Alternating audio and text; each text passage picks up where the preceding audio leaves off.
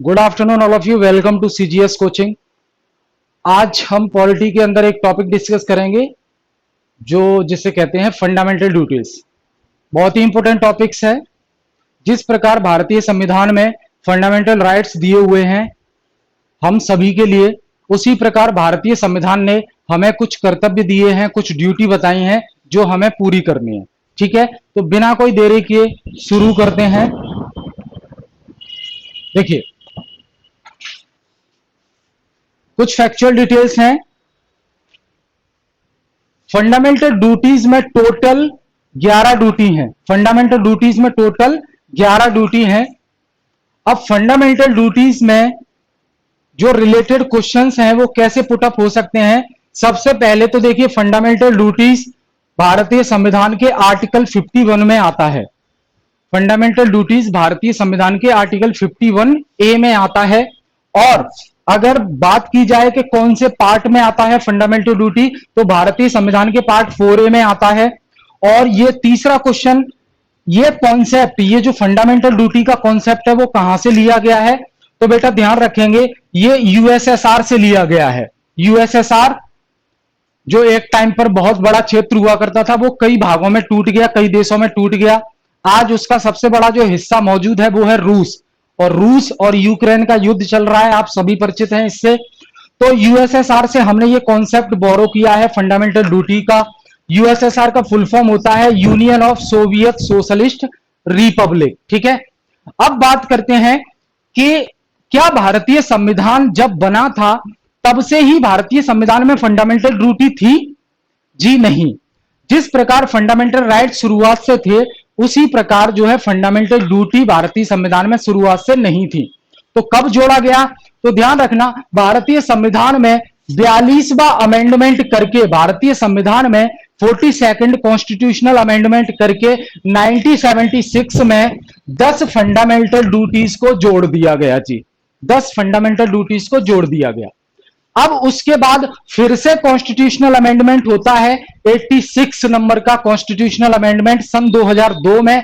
और वहां पर 11वें नंबर की, 10 तो पहले जोड़ दी गई थी, उसके बाद 11वें नंबर की फंडामेंटल ड्यूटी जोड़ दी गई।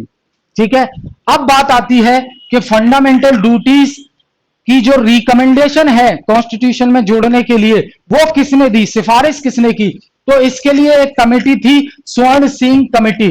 कौन सी कमेटी? कमेटी का नाम याद रखना है, स्वर्ण सिंह कमेटी थी, जो जिसने 1976 में रिकमेंड किया फंडामेंटल ड्यूटीज को, और फिर फंडामेंटल ड्यूटीज को जो है शामिल कर दिया गया। ठीक है, क्लियर है यहां तक? आगे चलते हैं। अब हम एक एक से देखते हैं कि वो 11 फंडामेंटल ड्यूटीज कौन सी थी। तो बेटा पहली फंडामेंटल ड्यूटी आप याद रखेंगे, abide by Indian constitution and respect it's ideals, institutions and national flag and national anthem. इसका मतलब क्या है कि हम भारतीय संविधान का पालन करेंगे, ये हमारा कर्तव्य है। और इसके आदर्शों और संस्थाएं जो हैं, जो भी संस्थाएं हैं भारत में, उनका सम्मान करेंगे।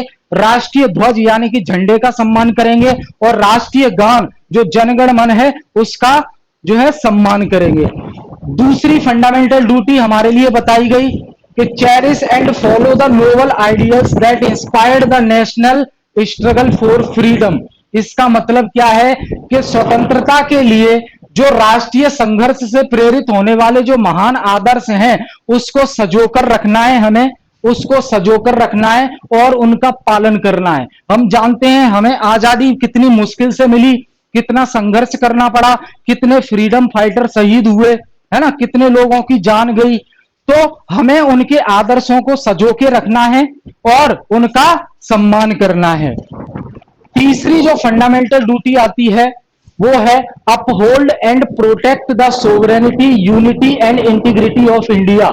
यानी कि भारत की संप्रभुता को, एकता को और अखंडता को हमें बनाए रखना है तथा उसकी रक्षा करनी है। हमें कोशिश करनी है कि भारत में कभी भी दरार ना पड़े, उसकी अखंडता बरकरार बनी रहे और उसकी यूनिटी, एकता बरकरार बनी रहे। तो यह तीसरी फंडामेंटल ड्यूटी है। चौथी फंडामेंटल ड्यूटी है बेटा, defend the country and render national service when called upon two do so. यानी कि देश की रक्षा करनी है हमें, सिर्फ हमारी सेना ही उनके ऊपर जिम्मेदारी नहीं है कि वो रक्षा करेंगी, हमारा भी कर्तव्य भारतीय संविधान में बताया गया है कि हमें देश की रक्षा करनी है। और जब बुलाए जाएंगे, हम लोगों को जब बुलाया जाएगा तो हमें जाना है और राष्ट्रीय सेवा करनी है। ये हमारी चौथी फंडामेंटल ड्यूटी है।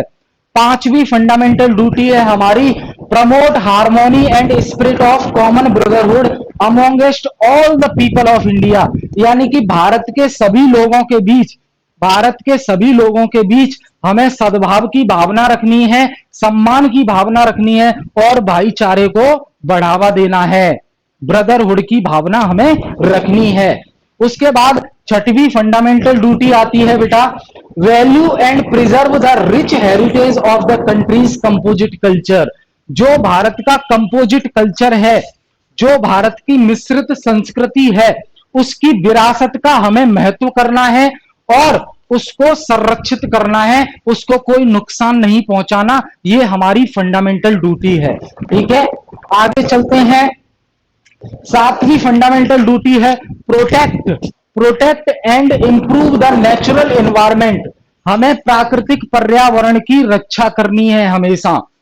प्राकृतिक पर्यावरण से हमें प्राकृतिक संसाधन प्राप्त होते हैं, तो हमें प्राकृतिक पर्यावरण की हमेशा रक्षा करनी है। ये हमारा कर्तव्य बताया गया है भारतीय संविधान में। तो नेचुरल एनवायरमेंट में सभी चीज आ जाएंगी, फॉरेस्ट यानी कि वन आ जाएंगे, रिवर्स यानी नदियां आ जाएंगी, लेक्स यानी झील आ जाएंगे और वाइल्ड लाइफ वन्य जीव आ जाएंगे। तो हमें प्राकृतिक पर्यावरण की रक्षा करनी है और उसको इंप्रूव करने के लिए हमेशा कोशिश करती रहनी है और इंप्रूव करना है। आठवीं जो फंडामेंटल ड्यूटी है वो है develop scientific temper, humanism and spirit of inquiry and reform. हमें जो है वैज्ञानिक सोच लाना है हर चीज में। अगर हम कोई काम कर रहे हैं तो हमें नई टेक्नोलॉजी को भी अडेप्ट करना है, हम पुराने तरीकों पर डिपेंड रहकर नहीं रह सकते। हमें हमेशा कोशिश करनी है कि नए नए तरीकों का इस्तेमाल करके हम नया नया काम करें, जिससे जो है भारत का विकास हो, भारत की उन्नति हो। तो वैज्ञानिक सोच, मानवतावाद और सुधार, रिफॉर्म्स की भावना विकसित करनी है हमें हर काम में रिफॉर्म्स लाते रहना है। ठीक है, नवी जो फंडामेंटल ड्यूटी है बेटा वो है safeguard public property and follow no violence policy. यानी कि जो सार्वजनिक संपत्ति है, जो सरकारी संपत्ति है, वो हमारी सबकी संपत्ति है, हमें उसको कोई नुकसान नहीं पहुंचाना है और वायलेंस का इस्तेमाल तो बिल्कुल नहीं करना है, हिंसा का इस्तेमाल बिल्कुल नहीं करना है। अभी की बात है, रेलवे एग्जाम को लेकर बिहार में स्टूडेंट ने कई ट्रेनों को जला दिया। तो रेलवे बेटा सार्वजनिक संपत्ति है, सरकारी संपत्ति है, हमारी संपत्ति है, इसको हमें नुकसान नहीं पहुंचाना है और वायलेंस का इस्तेमाल बिल्कुल नहीं करना है। 10वीं जो फंडामेंटल ड्यूटी है वो है बेटा strive towards excellence in all spheres of individual and collective activity so that nations rises constantly to higher level. हमेशा हमें हर फील्ड में, हर काम में अच्छे से अच्छा प्रदर्शन करना है, एक्सीलेंस जो है परफॉर्मेंस हमें दिखानी है, जिससे देश का विकास हो, देश की उन्नति हो। क्योंकि इंडिविजुअल का विकास होगा, इंडिविजुअल की उन्नति होगी तो देश की उन्नति होगी। ये हमारी 10वीं ड्यूटी है। लास्ट ड्यूटी है हमारी 11वीं, provide opportunity for education to his child and ward of 6 to 14 years age. जो 6 से 14 साल के बीच के बच्चे हैं उनको शिक्षा का अवसर प्रदान करना है, हर पेरेंट्स को उन्हें स्कूल तक भेजना है शिक्षा लेने के लिए। बाकी पढ़ तो वो लेंगे लेकिन पहले आप उनको स्कूल तक तो भेजो। ये हम सबकी ड्यूटी है कि हमें अपने बच्चे को, वार्ड को, जो कि 6 साल से लेकर 14 साल तक के बीच के हैं, उन्हें हमें स्कूल भेजना है, शिक्षा का अवसर मुहैया कराना है। तो ये देखा हमने कि ये फंडामेंटल ड्यूटीज हैं। तो आई होप ये टोटल फंडामेंटल ड्यूटीज आपकी क्लियर हो गई होंगी।